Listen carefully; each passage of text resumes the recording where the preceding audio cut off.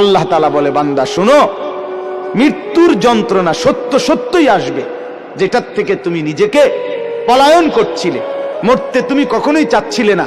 কিন্তু এটা শুনে নাও, যে মৃত্যু তুমি কখনোই চাও না, সেই মৃত্যুর যন্ত্রণা তোমার আসবেই আসবে।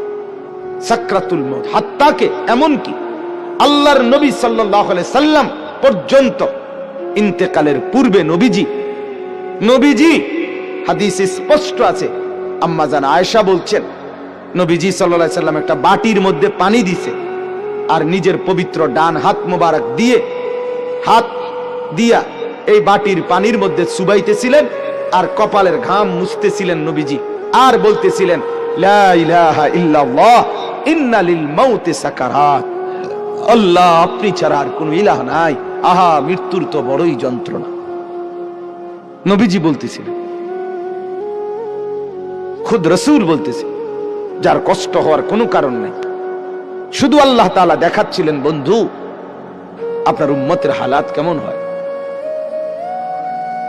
নবীজি বলতেছিলেন, হায় মৃত্যুর তো বড় যন্ত্রণা।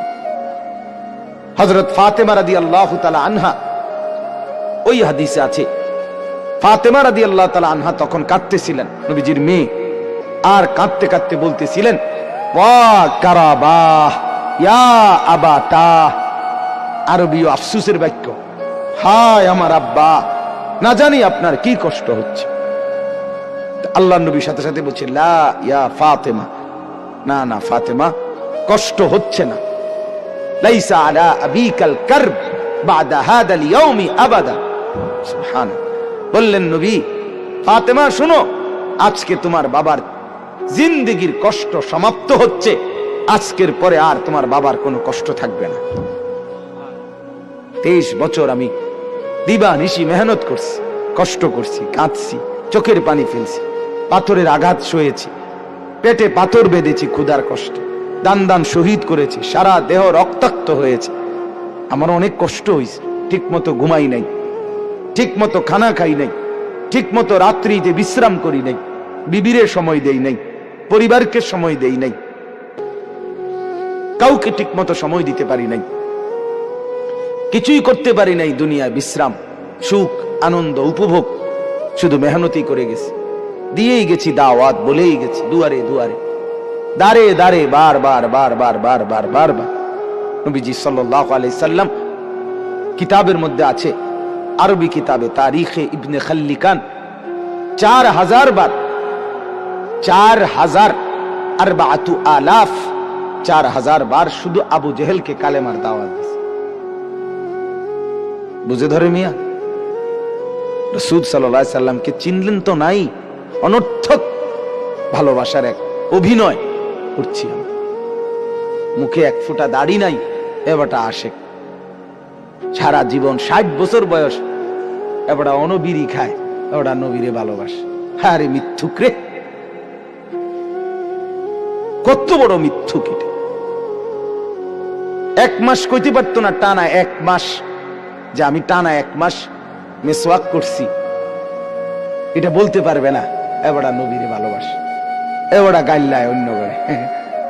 আমার খুব হাসি আসে, জানে কি জবাব দিত এগুলারে, কি তো জবাব দিব মেয়ে, কি জন্য জবাব দিব?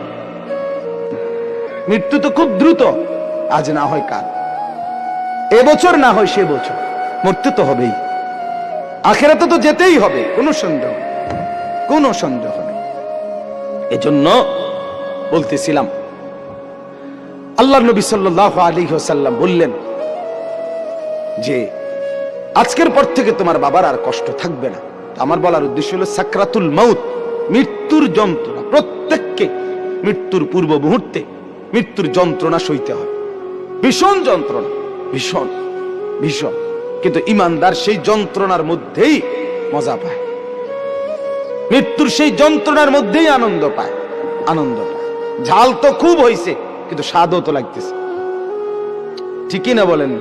শীতকালীন তরকারি তো ঝাল হইছে, বাকি শীতের ঠান্ডার মধ্যে শীত ঝাল তরকারি খাইতে মজাও তো পাচ্ছে, ঠিক এরকম মৃত্যুর যন্ত্রণা হইতেছে ঠিক, কিন্তু এই যন্ত্রণা মনে যেন চিরে ভিড়ে যাচ্ছে, কিন্তু ঈমানদারের দিল খুশি, কিছুক্ষণের মধ্যেই আমি আমার মাওলার জান্নাত দেখতে পাবো।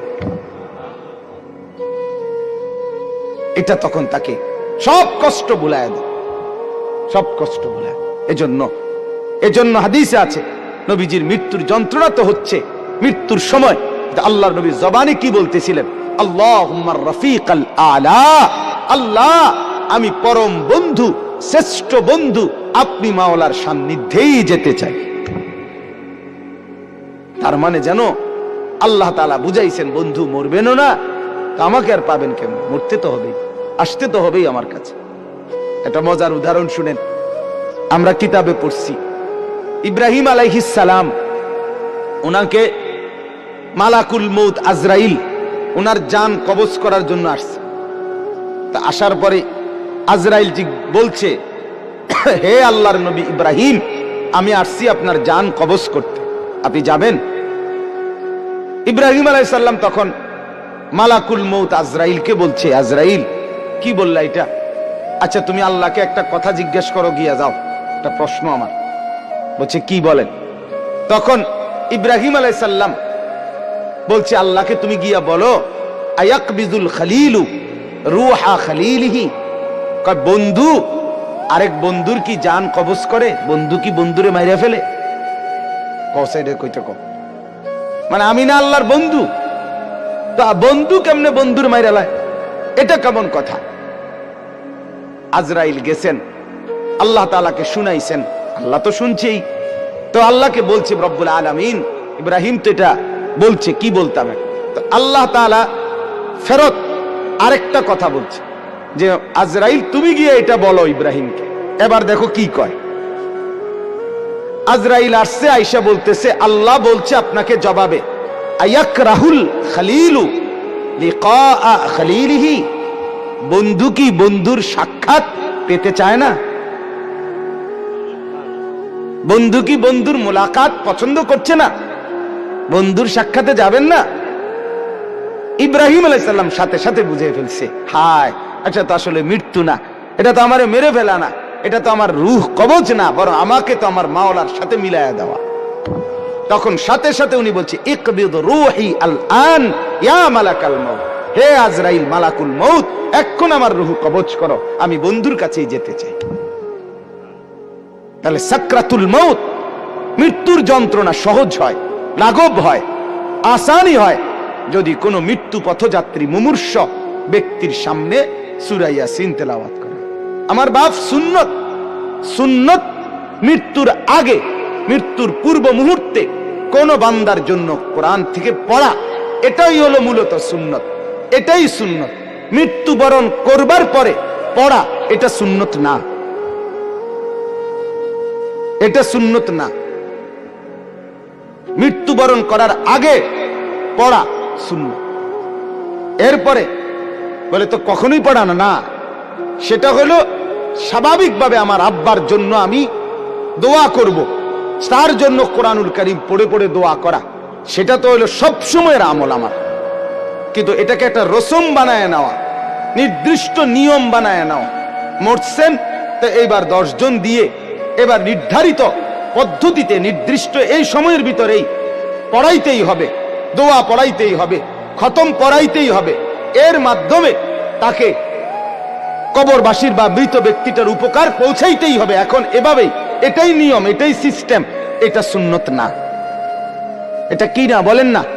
সুন্নত না, সুন্নত নয়। আপনি বলবেন, আপনারা বলবেন এই জন্য এগরে ওয়াহাবি কয়, শেষ পর্যন্ত কথা শুনবেন, এটা কয় দেখবা যেই কোনো কিছুতে এরা উল্টাটা কয়। আসলে উল্টাটা চলতে চলতে এখন 12টা উল্টা হয়ে গেছে, 12টা হয়ে গেছে উল্টা। সুন্নতটা হয়ে গেছে অপরিচিত, বেদাতটা হয়ে গেছে পরিচিত, পরিচিত। এখন মুসলমানের ঘরে একটা দস্তরখানের কথা জিজ্ঞেস করিলে এবার লুঙ্গি আনে, কি লুঙ্গি একটা আইনা বিছায় দেয়, গামছা বিছায় দেয়, অথবা সাদ্দুর কয় হুজুর এটাই সারবো, সারবলে এত কথা না। তুমি যে জানো না বেটা মুসলমান, এটা না বড় কথা, দুঃখের কথা। তুমি তোমার রসুলের এতটুকু পরিচয়ও তোমার মধ্যে নাই, এতটুকু পরিচয় নাই। ঘরের 6 জন মানুষ, একটা মেসওয়াক নাই কারো, তুমি রসুল থেকে কতটা দূরে। এজন্য বাপ সুন্নতের মধ্যেই বরকত, সুন্নতের মধ্যেই বরকত। একটি যেই কোনো, এটা যৌক্তিক নিয়ম হলো, যেই কোনো অঞ্চলে, যেই কোনো মানুষ, যে কোনো ঘরে, পরিবারে যদি দীর্ঘদিন দিন চর্চা না থাকে, তখন সেখানে ধীরে ধীরে সামাজিক কুসংস্কার, কুপ্রথা, বিদআত সেটা এসে গেড়ে বসে। তখন নতুন করে কেউ যদি সুন্নত কিংবা হেদায়েত বলে তো সেটাকেই তখন কঠিন মনে হয়, কিন্তু কিছুদিন পরে দেখা যায় সুন্নতটাই শেষ পর্যন্ত বিজয়ী হয়, দিন বিজয়ী, ইসলামী বিজয়ী হয়। কোন বিদআত, কোন খুরাফাত, কোন কুসংস্কার স্থায়ীভাবে টিকে থাকে না। এটা এলোমেলো হয়ে যায়, রদবদল হয়ে যায়, বিচ্ছিন্ন হয়ে যায়। মানুষ ধীরে ধীরে সুন্নতের ব্যাপক প্রচার হলে বিদআত আস্তে আস্তে কমে যায়, ছুটে যায়। আল্লাহ তাআলা আমাদেরকে সুন্নতের মহব্বত করার তৌফিক দান করেন। তাইলে আমি দুইটা ফজিলত বললাম, এবার আরেকটা ফজিলত। রাসূলুল্লাহ সাল্লাল্লাহু আলাইহি সাল্লাম বলেন, যে ব্যক্তি সকালবেলা সূরা ইয়াসিন তেলাওয়াত করবে সন্ধ্যা পর্যন্ত, সে বিপদ আপদ থেকে নিরাপদ থাকবে। সন্ধ্যায় পড়বে, সকাল পর্যন্ত বিপদ আপদ থেকে নিরাপদ থাকবে। তাইলে সূরা ইয়াসিন অনেক ফজিলত। মৃত্যু পথযাত্রীর মৃত্যু যন্ত্রণা সহজ হয়। এরপরে সকাল সন্ধ্যায় পড়লে তার আপনার বিপদ আপদ, পরেশানি, মুসিবত থেকে দূর হয়। সর্বোপরি সূরা ইয়াসিন, এটার দ্বারা অনেক বেশি ফজিলত অর্জিত হয়। একজন ইমানদারের উচিত সূরা ইয়াসিনকে নিয়মিত তেলাওয়াতের অংশ হিসাবে গ্রহণ করা। আল্লাহ তাআলা আমাদেরকে তৌফিক দান করেন।